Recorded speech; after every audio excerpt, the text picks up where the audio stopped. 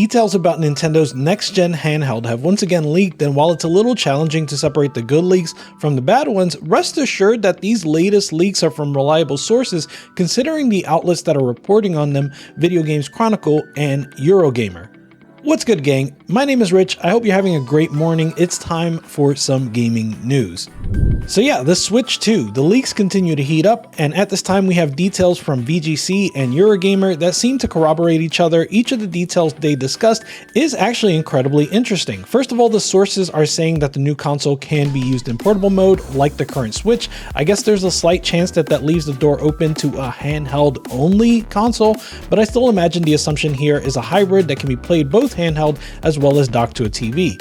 I would also imagine that this means Joy-Cons are coming back, but more on that later. Additionally, the new device is said to support physical media via a cartridge slot. They did specify cartridges, which is expected for a system that can be played in portable mode. Interestingly, you would think that having a cartridge slot leaves it open to having support for backwards compatibility, but both outlets made it clear that this question remains unanswered for now. In fact, VGC even pointed out that, quote, some third-party publishers are said to have expressed concern that legacy support for Switch games could negatively affect sales of next-gen titles, end quote. It is equal parts unsurprising and depressing that third parties would be attempting to block backwards compatibility in order to sell games rather than, just making good games that are worth buying. Speaking of third parties, some of them already have development kits, and it seems likely that those would be the sources in question. That's probably why we know the new system supports portable mode and a cartridge slot, but why we don't know anything about Nintendo's strategy, like whether it will support backwards compatibility or if they're even calling it the Switch 2. The next detail is that the built-in screen will unfortunately be an LCD rather than an OLED display. According to VGC, this will be in order to save on costs and to keep the console as affordable as possible for the average consumer. I've already seen a lot of people on the internet say that they refuse to go back to a non-OLED screen, but I can absolutely understand Nintendo's decision here if it's true. Would you refuse to buy the new Switch if it has an LCD display? Let me know in the comments. Finally, it looks like Nintendo is targeting a launch in the second half of 2024. The thing that's kind of amazing about that is that it leaves a good amount of time to build up an amazing launch lineup. This is actually addressed in the VGC article. One market analyst they spoke to pointed out that the Switch was able to build up a nice stable of games by the time Christmas rolled around by releasing early in the year and coming out with a new game almost every single month, including Mario, Splatoon, Mario Kart, and smaller games like ARMS and Xenoblade Chronicles. Conversely, if the Switch 2 launches in the Q4 window, then they may choose to have a healthy lineup on day one, and that is absolutely what I expect. Personally, I think Metroid Prime 4 will be a cross-generation game, and I think they'll be working on a new 3D Mario, a new Mario Kart, and maybe even a new Smash to be released around Q4 or in the next year alongside the new hardware.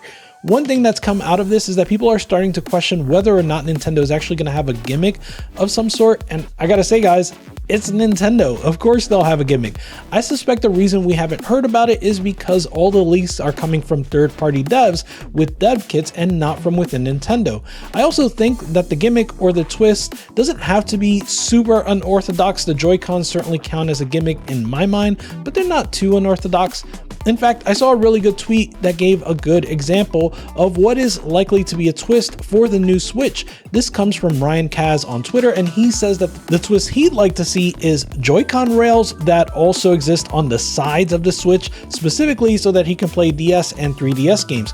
Funny enough, I actually own a thing called the Flip Grip that does exactly this for the current Nintendo Switch. Obviously, it's not for playing dual screen games, but it works great for playing arcade games that were designed for vertical screens like the original Punch-Out or Donkey Kong. It also works for the indie game Downwell, which was originally designed for mobile phones. Anyway, this would be a really neat addition to the Switch ecosystem, and it would be reason enough to sell new hardware. As usual, I'll follow the story as it develops, but it wasn't the only crazy leak that came up. Apparently, Bethesda has greenlit a remaster of the beloved Elder Scrolls 4 Oblivion. This is according to a Reddit post by someone claiming to be an ex-employee of the studio that's handling the port, Virtuos Games. If that name sounds familiar, it's because Virtuos Games are the studio currently handling the Metal Gear Solid 3 remake, which was originally leaked by, get this, a former employee. In any case, Xfire pointed out that the Reddit moderators confirmed that the leaker is in fact a former employee of Virtuos, which absolutely does lend some credibility to the details provided. The Reddit post has since been deleted, but we do have a screenshot of it thanks to xfire.com. The leaker says that the remake of Oblivion is currently being developed as a dual engine game where the graphics are rendered in Unreal Engine 5, but the gameplay and physics are all running on the original Gamebryo engine. He also indicates that there's still discussion around whether or not it's going to be a full remake, and this will obviously affect the final release date, but that they're targeting late 2024 or early 2025. Oblivion has a soft spot in my heart since it filled a lot of my early time with my Xbox 360. For a long time, it was the only game I really played on that console, and that was fine because it was such an epic quest. I hope to hear more about this remaster or remake in the next year. In other news, it appears the fighting game community is starting to advocate for banishing PCs from betas for fighting games, and they might have good reason for that. This comes on the heels of Bandai Namco issuing a warning to players that have continued to access and play the Tekken 8 closed network test even beyond the closed test period. They said that these actions are a breach of the terms of service and the Tekken World Tour Code of Conduct. As a result, if a player gets caught doing so, they'll be deemed ineligible for Namco-sanctioned Tekken tournaments.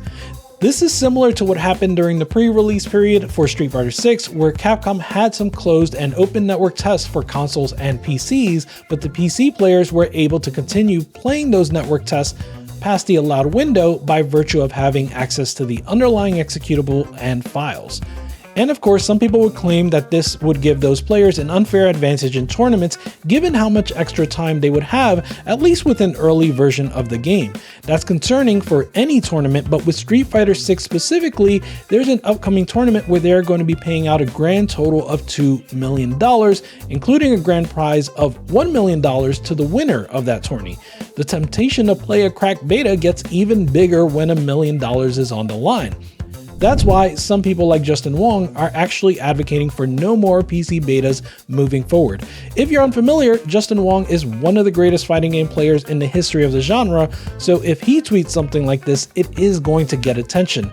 Still though, if you look at the quotes, you will see some solid counter arguments. One person pointed out that one major tournament was won by Blanca, a character who was not in the betas at all. Another mentioned that console gamers can crack betas as well. So I think there are some reasonable arguments on both sides, and while I don't want companies to be overly reactionary, I also think that this is something they should be keeping an eye on in order to see if it does somehow impact tournament results or give players an unfair advantage. On a funnier note, however, there was a recent online tournament being run on PCs, and apparently the organizer forgot to disable their mods, which is extremely unfortunate because when one player selected Chun-Li, the stream viewers were met with a modded, nude version of the character. I'm actually not even sure what tournament this was, but it is perhaps a little strange that this tweet had almost half as many bookmarks as it did likes. I don't know what's going on anymore.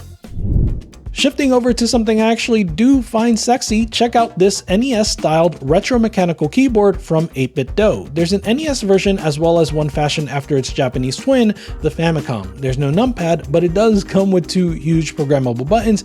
Maybe I could make these my copy and paste. The switches are apparently Kai Bose White V2 and they're hot swappable in case you want to change them.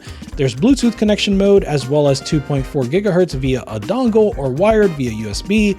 I really do want this, but I'm not sure I can justify buying another keyboard. Let me know what you think.